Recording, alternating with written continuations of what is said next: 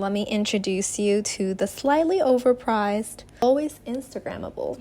And why am I waiting 30 minutes for this phenomenal HeyTea?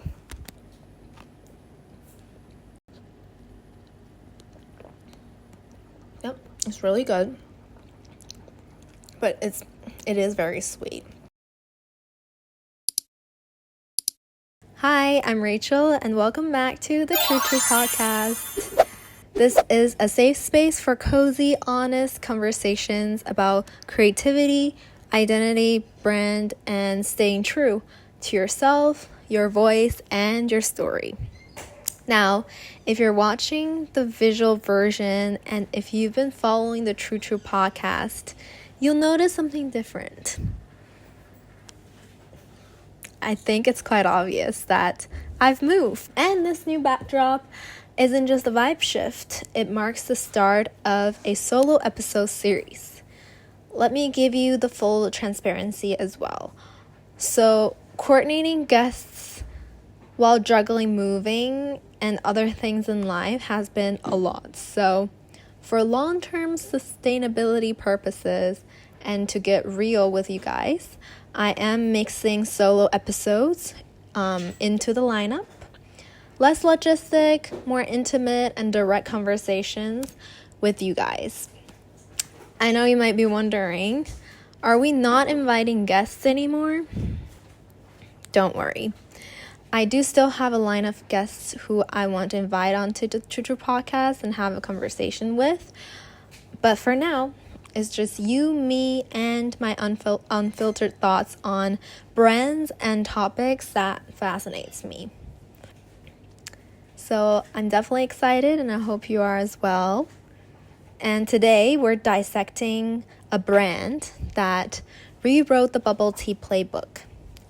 It is a success story to true innovation and tapping into unlimited potential of the beverage industry. Not just in Asia, but globally. It's a masterclass in premium vibes, scarcity tactics, and turning a drink into a cultural experiential moment.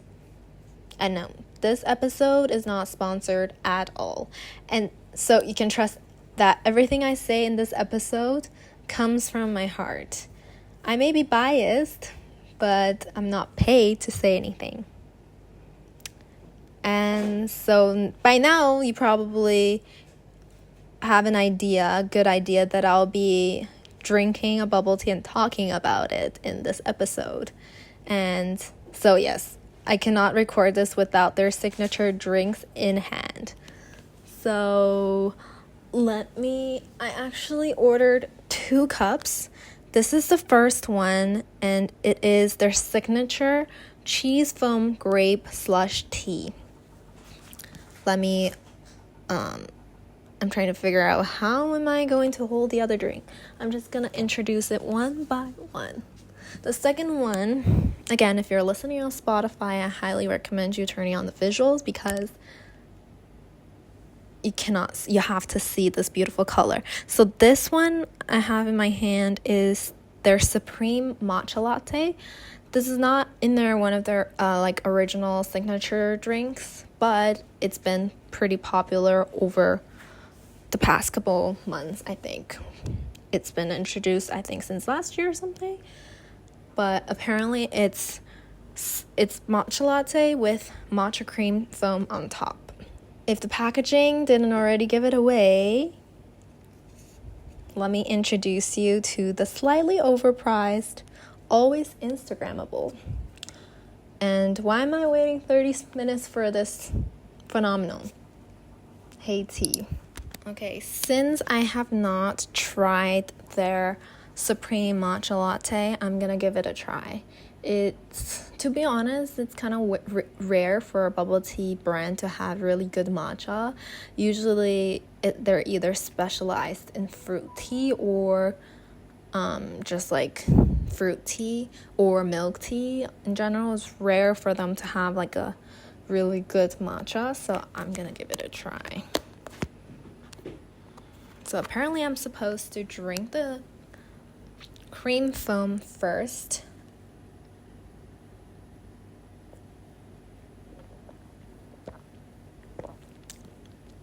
it is very rich.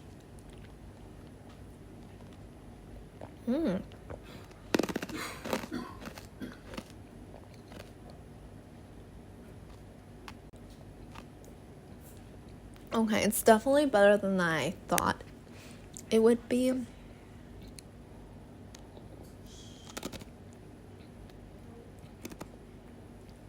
It's pretty good. It doesn't taste powdery at all. I think I would drink it again, though it doesn't taste as premium as it said it would taste like. Premium supreme matcha latte. But I definitely taste the milk in it, and it can be quite refreshing. Let me give the other drink a try. I've had the other drink before, so I kind of already know what it tastes like.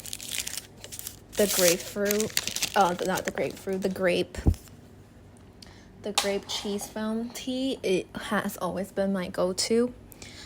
I've been to HeyTea probably more than a handful of times, and yeah, this used to be my go-to.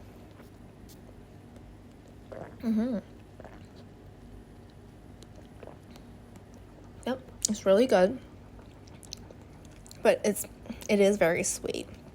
I did order less sugar, but because it has real grapes inside, and the real grapes were really sweet.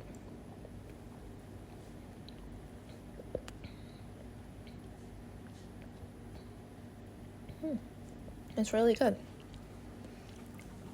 But actually, I think because I haven't tried their matcha latte, I'm quite intrigued by it, and if I would rate these two drinks today, I like the matcha latte more. Maybe because I'm craving something matcha, not like fruit tea. So I get the matcha latte like a 4.5 out of 5, and the grape cheese foam tea a 3.8 out of 5 today. So now grab your favorite bubble tea or your drink of choice. Let's do a cheers and do a time travel back to 2012. Picture this. A 21-year-old in Guangdong, China, Nie Yunchen, side-eyeing the bubble tea scene. Back then, I don't know if you were drinking bubble tea back in 2012. I was. And back then, bubble tea meant powdered milk, artificial flavors with black pearls. And that's all we knew, right? Powdered milk and the classic pearls, and that makes up a perfect kind of classic bubble tea back in the days. No shade on brands, but that was my impression on bubble tea. I had a lot of cocoa back then, and many people, including myself, did fall for their powdered milk tea and the artificial flavoring because it wasn't that saturated as it is now, and there weren't that many options for us to choose from. So cocoa was definitely my go-to. And so Nie, the founder of HeyTea, gambled 100,000 yuan, which includes his life savings plus some debt, to open up the very first bubble tea shop he owned called Royalty. It's a tiny shop near Shenzhen. He wanted to make an impact and change the bubble tea scene. And his pitch was real tea leaves, fresh fruits, no artificial flavors. So that was his very first shop, with big ambition, of course. Now fast forward to 2016, he then rebranded Royalty to the now very well-known HeyTea and opened up a flagship store in Shenzhen, which is one of the biggest rising city in China. And why the name change? Royalty this sounds kind of like every other generic bubble tea shop. And it's not as innovative, not as trendy. It almost sounded kind of lame. But HeyTea, it's playful and can play with it. HeyTea. It's playful, it's memorable, and it somewhat sounds more innovative and has a potential to become the trend. So the opening of the very first ever flagship also marks its expansion into other major cities. Now, that was the history of when HeyTea got started, and let's dive deep into talking about really what's the brand DNA and why HeyTea hit different. Because now I'm drinking it, the quality is good, but there are many other smaller bubble tea shops that offer quality bubble teas. What makes HeyTea stands out that they can open so many bubble tea stores across the globe? If you're based in Canada, you may not have been so aware of this brand, but it is big in Asia. It has so many stores across China and other majoring countries. And even in New York, they've recently opened up a HeyTea lab store in Times Square. You can imagine the rent. So, why HeyTea hits different? 1. The cheese foam gambit. So what's their big innovation? Salty cheese foam. Sounds weird, but it does work brilliantly. Who would have imagined putting cheese on top of tea? I mean, salty cheese foam plus sweet fruity. Weirdly, it works. It's almost like a dessert that they're inventing. So the founder, he experimented with a lot of different toppings to enhance the tea's flavor, and then he finally realizes that this creamy, salty cheese foam pairs perfectly with freshly brewed tea, which is inspired by Western desserts. And it definitely started the trend. Ever since HeyTea took off, you see many copycats trying to mimic this recipe and create cheese foam tea. So it was a trendsetter. 2. Target audience. It is for the girlies.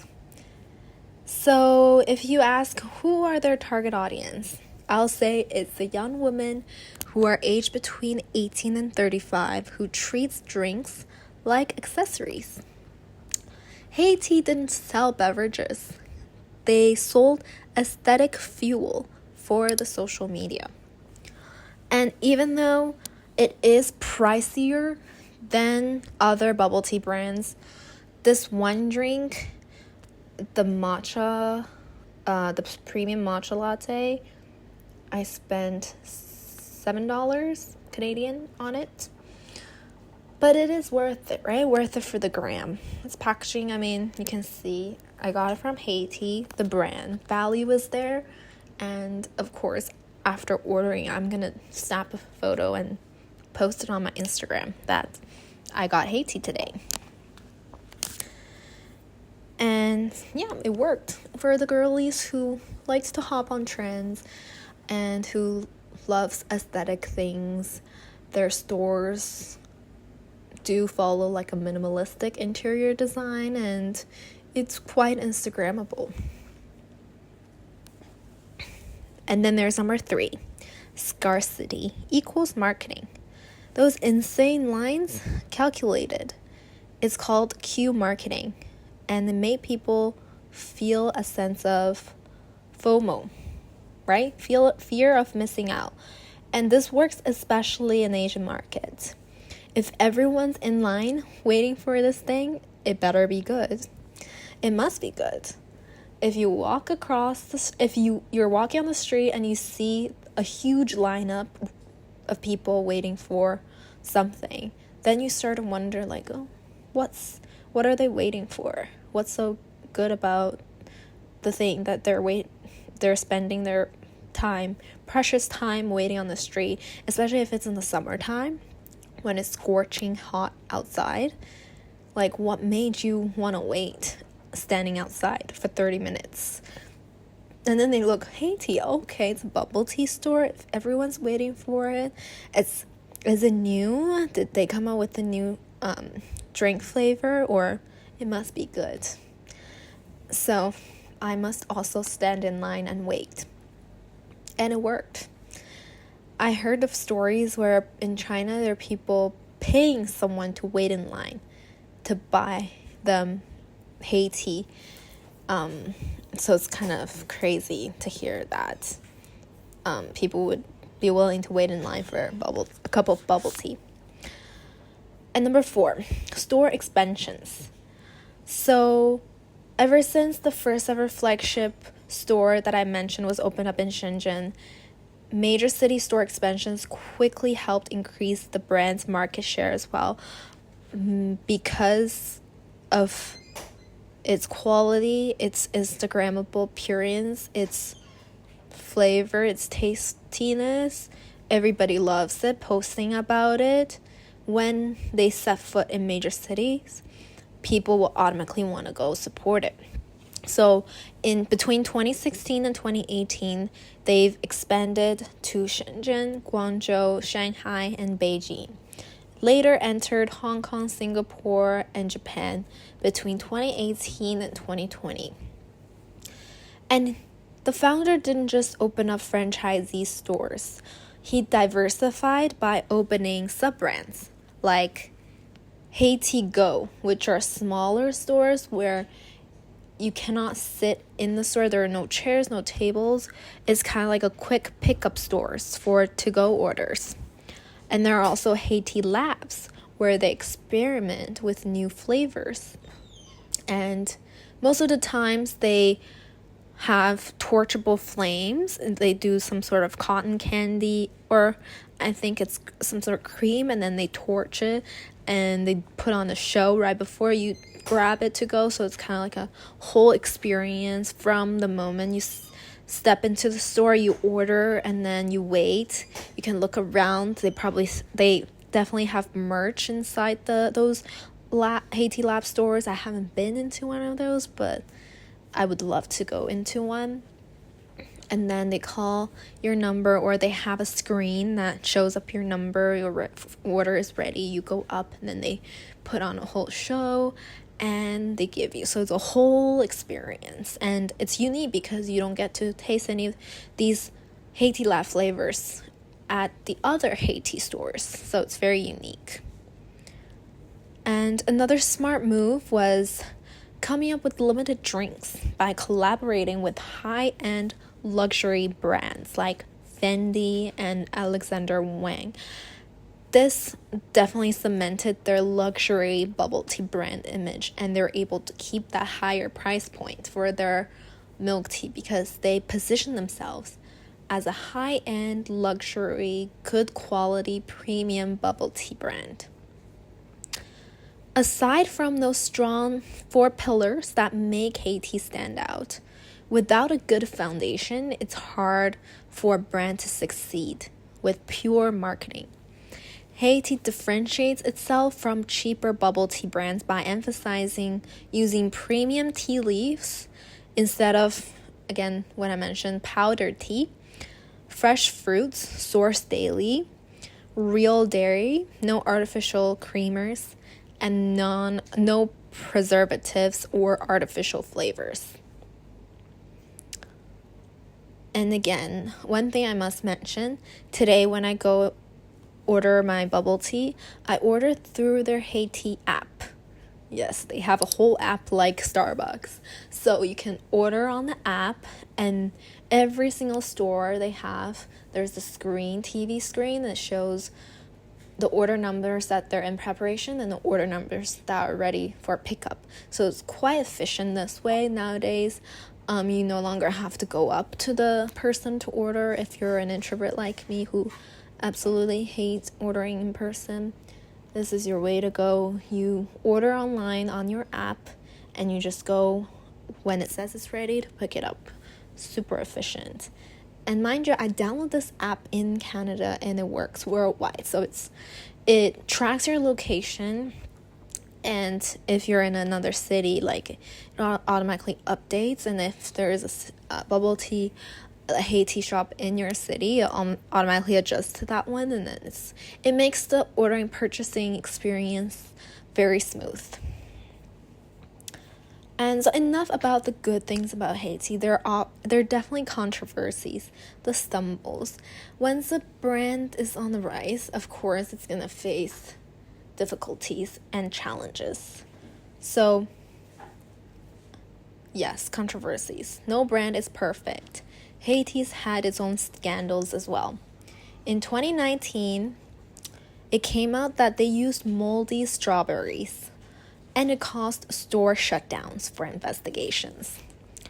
In 2021, they used expired ingredients. It was found that they used expired ingredients, which led to fines and firing of the staff members.